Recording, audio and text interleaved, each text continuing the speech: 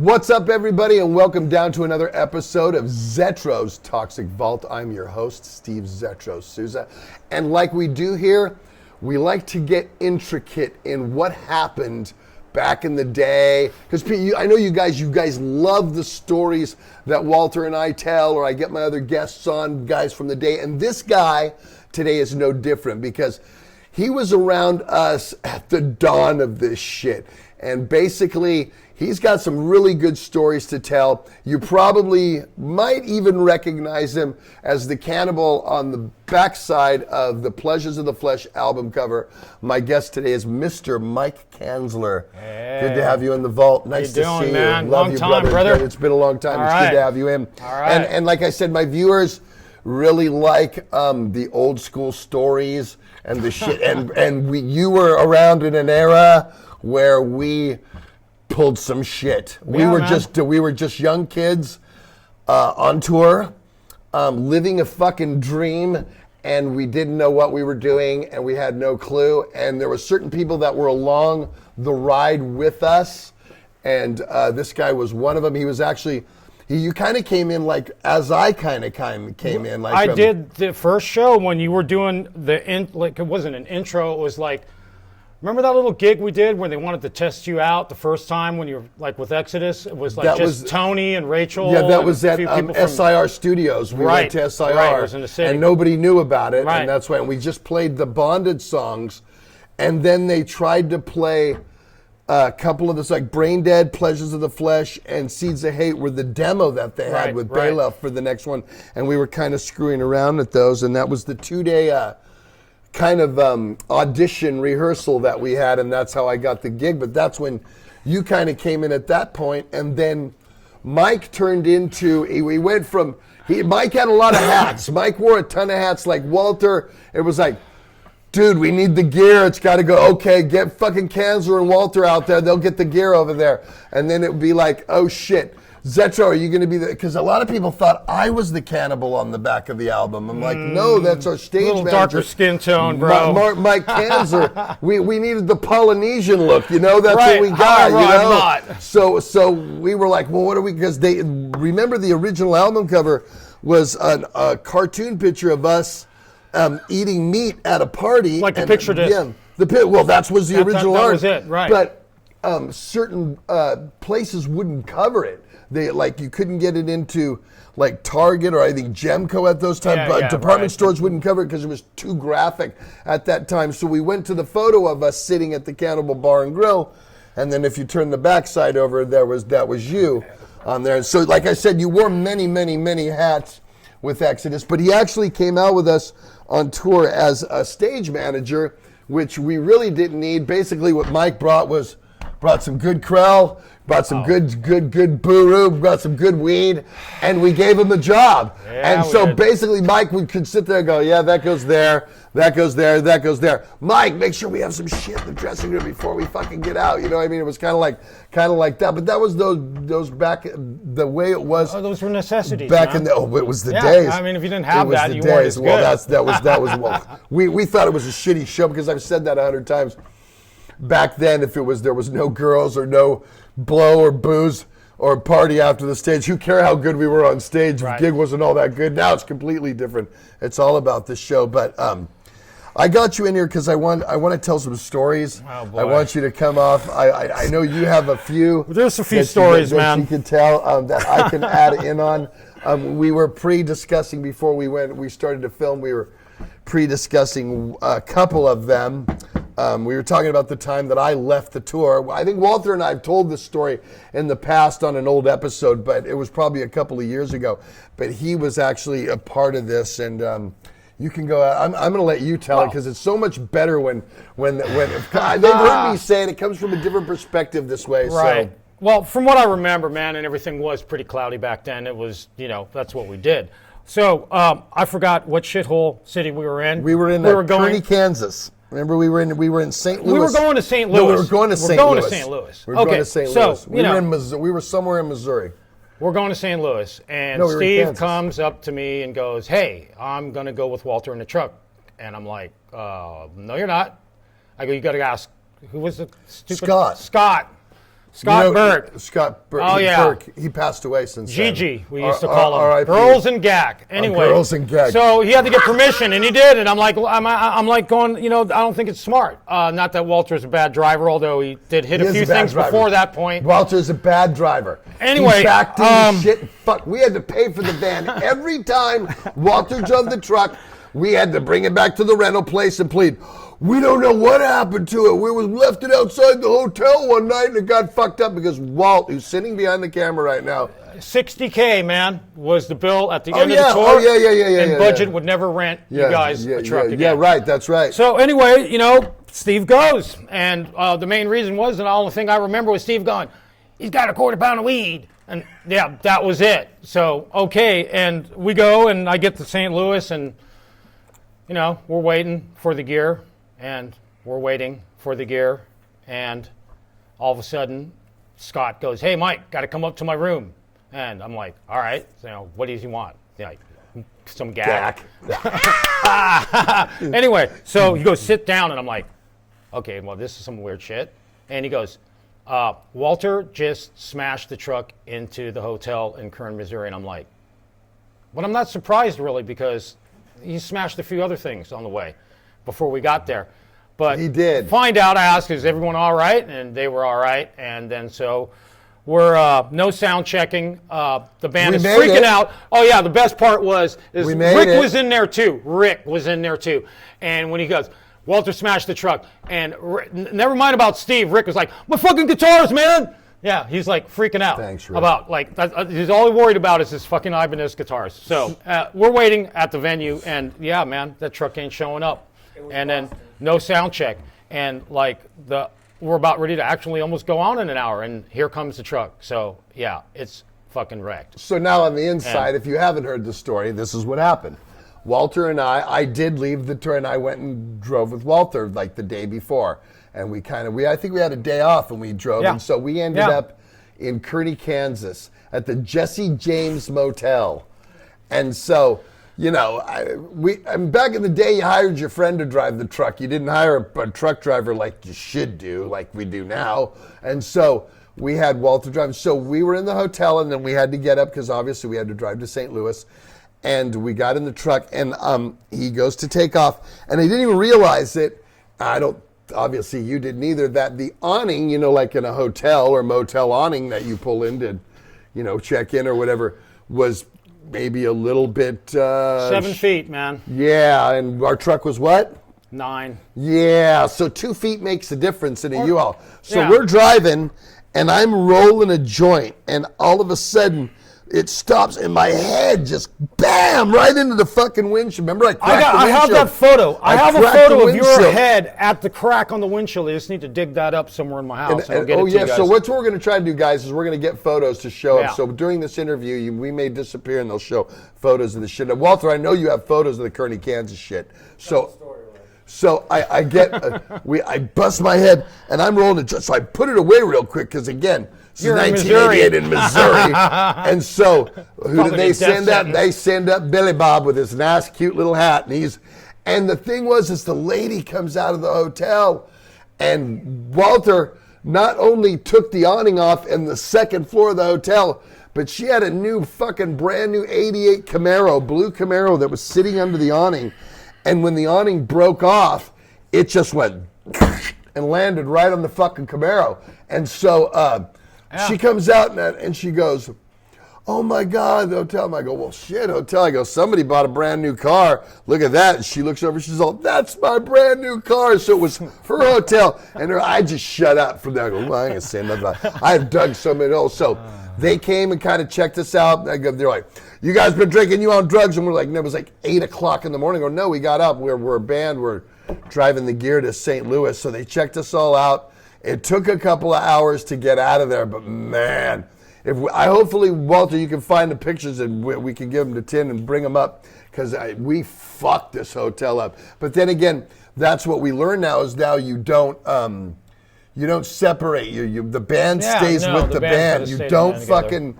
That's the rule of thumb, guys out there. Don't ever separate, because something will happen that you won't get there, or something won't happen like that. So, but we pretty much did whatever we wanted back then. But we did do whatever we wanted. There was no rules. We had no fucking rules. No rules, man. We didn't care. Transporting drugs to I don't know how many friggin' states. Would have got like life sentence in all of them. Life sentences for the coke, the amount of cocaine that we brought with us. Fuck, I could have bought Mexico. You had jars of it, bags of it. We would just we had that set up, man. I had a couple spots along the road there. Chicago, New York. So we're always good, man. We were always have blow. Sorry, man. That's just the way it was. Well, I'm just telling you, this is you talk about. You want to know about the decadent '80s and the girls and the fucking drugs and the parties. I mean, it was because we were fearless, Mike. It was the last great decade, really, for music in general. Too, I agree. I agree. I mean, there's still some stuff out there, but but not like it was. Not the dawn of MTV and every video, and even out of our genre was. We're '80s great kids, movies, man. exactly. And that's our decade, and sex, drugs, and rock and roll was in full fucking swing there. So all the old bands were still alive, and so shit was tight, man. A few guys we've lost, like again Scott Burke. We lost Scott Burke. We lost Confessori too. Scott's not around? No, Scott died. He got sick and died a few years ago. And Confessori too. Todd. Wow. Todd's not with us anymore. Oh, either. really? Yeah, Todd passed away a few years ago. Guys that worked along with Mike on our crew. Todd Confessori bad, man. Worked with many people. After he worked with us, he worked with Prince. He worked with Night Ranger was his main gig. He passed away a couple of years ago. Was he working with Judas Priest? Rob Hufford? Yes. Yeah, I think he did. Yeah. I think he was working with them too. And then. Well, he really kept it going. But I still see Ramey. Ramey's out there. Remember Ramey? Oh, yeah. Yeah, Ramey's still out there. He does 70,000 tons of metal, and he works for Cyndi Lauper. Oh. Yeah, he's got a good. It's a good gig. His personal. It's a good gig. But tell us what it was like. That was the kid that had the blown off arm. Yeah. You should see him now. Wasn't that like one of those kicks shows or something like that? Something happened. Pyrotechnic went wrong on him. Blew his arm out. You can hardly tell now. You can hardly, if you see him, he's it was all thickened up. Unsanctioned shit, all that crap that we used to do back then. Oh my I'm God! glad we never ever had any pyro, man. I would be at just burnt up for sure. Back in the day, I would be at a Laws Rocket gig at the Berkeley Keystone, and Weller had these fucking pots that had these metal angle iron bottoms and these metal tube, and they would. I remember one time I'm in the front, and the fucking thing popped. It went in the air, and it went boom. The corner stuck into the stage.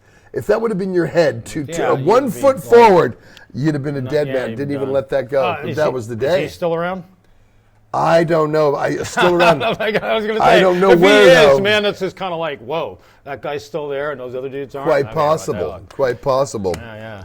But talk about what it was like getting us going back in those days. Man. You guys were the worst. You remember our glorious bus driver, Bernie, right? The German dude? Hated us. Oh, well, he told me, he's going, this guy drove like Black Sabbath in the early days and shit, like the hardcore early days. And after a week with you guys, he told me that you guys were the worst motherfuckers that he's ever driven in his entire fucking life. And then I seen him later on at a Crowded House show when I was working at the Warfield, and he was like so happy to see me. He goes, how are those little motherfuckers doing? I'm going, they're just doing the same thing, man. Torturing bus drivers. I mean, Remember our shoes? He threw. We would just leave our shoes laying everywhere because we all wore, the Nikes. Disgusting. And they all smelled. And I remember we would walk up and our fucking shoes would be outside of the bus, sitting on the ground out there. And it was like he'd be clean. He'd be so pissed. And then Rick, you can't do number 2 on the bus.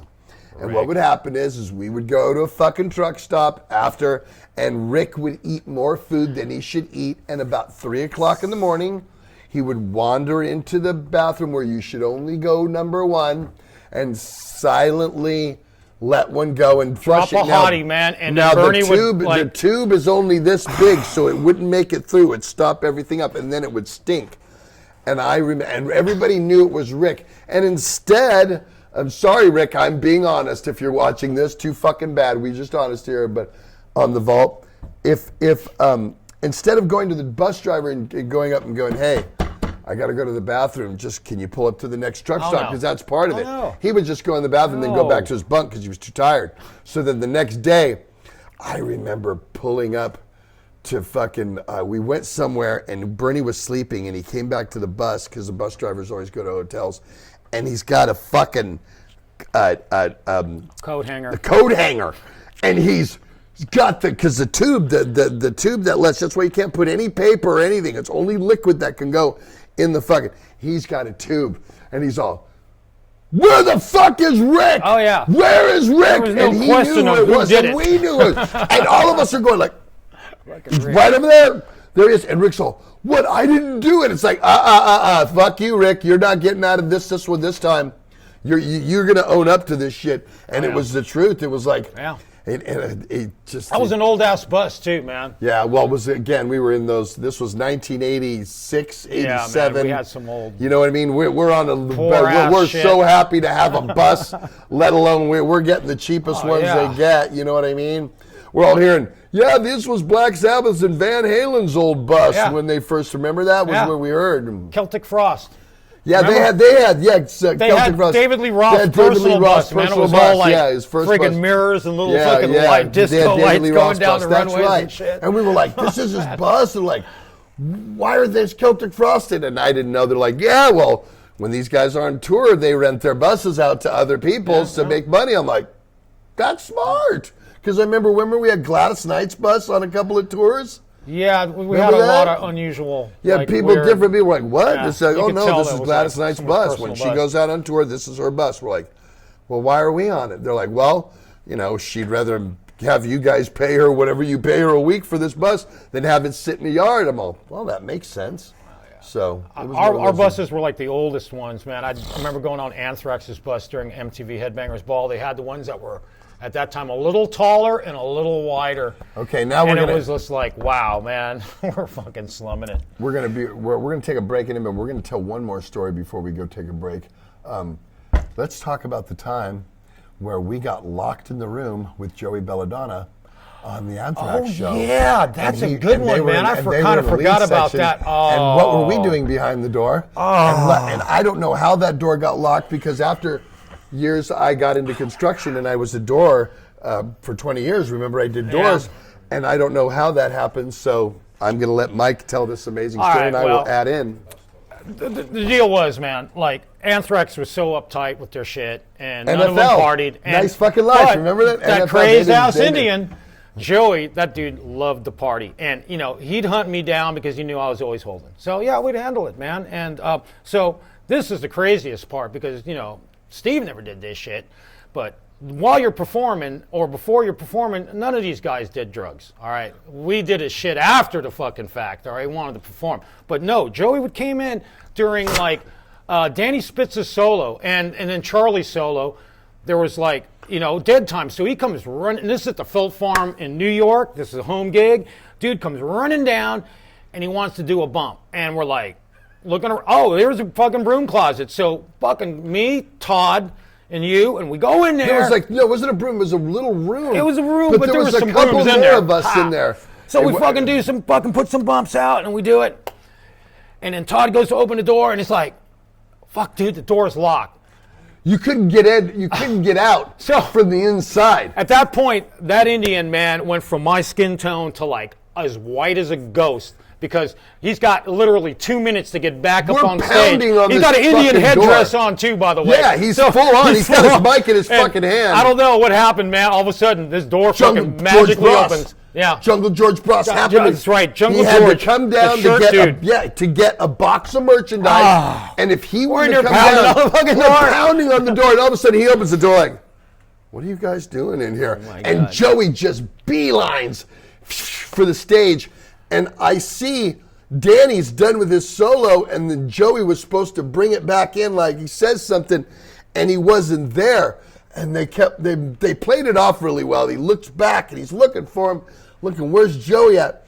And I go up by the sound, or by the monitor board, right, by Thursby, and fucking Frankie's screaming, where's that rock star motherfucker? Where the fuck did he go? I was fucking hiding. Like, those guys hated me. If we let them know I don't think they'll know now. Fuck. They know now, but if we let them know then, we'd have gotten kicked off that tour. Oh, fuck They'd yeah, dude. Us right off they that knew. Tour. They were trying to find out who was the dude holding, and they knew it was me, but they knew it was somebody in Exodus couldn't figure it out. Yeah, because Joey'd sneak on our fucking bus. We were the only ones that... Every night and do a bump, and I remember Rick going, dude, how do you go back on your own bus all fucking gacked up like that? He goes, I just crawl in my fucking bunk, and I pulled the shade, I'm gone. That's not fun, dude. Who wants to do that? I want to drink beer all night and do more fucking lines. Exactly. Until I can't anymore, and then I'm fucking just down, But wow, going back in a bus with a bunch of dudes that they drank some beer and shit, but the no smoking of the herb. They threw Gene Ambo's weed out the bus, and he started crying that time. Remember that story? Anyway. No drinking. I know they drink a little bit. They party a little bit now. They drink a beer or something. But hardly. Wow. I mean, that was that whole song, NFL. Nice fucking life, Evil Nick and Fissin'. That was all about, partying. And, well, I know because when we were on Headbangers Ball Tour, we were going from Oakland to Long Beach Arena, remember? Mm-hmm. And so the next day after the Oakland show, there was an in-store at Tower Records, and all three bands were supposed to attend. Okay. Supposed to. So we left the Oakland show after the Henry J. Kaiser, and we were all gacking hard. We were all... So it got to the morning, and nobody had slept yet. And so it was all about drawing straws who was going to show. We needed at least one representative from the band. It was fucked up that all five of us didn't go. But guess he drew the fucking short straw. Yeah. Motherfucker. So I'm at this fucking in-store, right? And the kids are coming through. And I'm right, and it's all of Anthrax, all of Halloween, and me. I mean, the rest of the guys, done in our bus, probably coke-hanged over and everything else. So I'm sitting there, and I'm going, oh, man. And Danny Spitz looks at me and goes, what's the matter, Zetro? I'm like, oh, dude. Well, we fucking partied. Those guys would never know. We partied last night. He's all, party? Like what? Like oh man, we had blow and we had booze and smoking weed, and I think there was a fucking donkey in the fucking room. I mean, there was like shit going on, right? He got so mad at me. He looked at me right at the end and gave me the I can never forget this thing, the dirtiest thing. He goes, I don't know why you guys fucking do that to yourselves. That's just a waste of time and a waste of energy. And he wouldn't even talk to me the rest of the time. I was like, wow. Went back to the bus later. I was like, ooh, Danny Spitz, and I told the rest of the guys, they were fuck him anyway, he's a pussy. That night we were like, once again, because that's how it was in the Exodus camp. Talking about Danny Spitz, remember that girl that was friends of our sound guy, Ralph, the New York dude? That Puerto Rican girl, she kicked Danny Spitz's girlfriend's... I don't remember that. Oh yeah, we got in trouble for that because it was connected to us because it was. Hang on, hold that. Are we going to go for a break right now? I want to get some of these my sponsors in. I want you to check this out. Then we're going to come back with Mike Kanzler. We're going to tell that story when we come back. All right. What's up, everybody? Zetro here, and I like hot sauce. If you're a metal guy, you're probably you're a burrito guy, because I know all the Exodus guys love to eat Mexican food and love to eat hot food. Well, I have an amazing sponsor for our show, Hella Hot Sauce. They make all different kinds of flavors that actually a lot of their flavors sponsor different musicians or DJs or have different themes to them. You can go to hellahotsauce.com. They got mild stuff, they got medium stuff, and they got really good hot stuff. It's good, burn your tongue right off your fucking mouth stuff. So go to hellahotsauce.com and get some hot sauce today.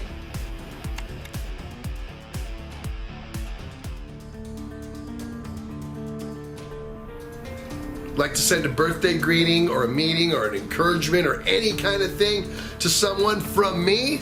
Go to cameo.com, search me. You can book me, and I do all that kind of stuff. Say you want to send somebody a special congratulations, or it's their birthday, or they just got married or had a kid, and what a cool way is to have Zetro congratulate them or say something to them, some words of encouragement, any of that kind of stuff. Go to cameo.com and book me today.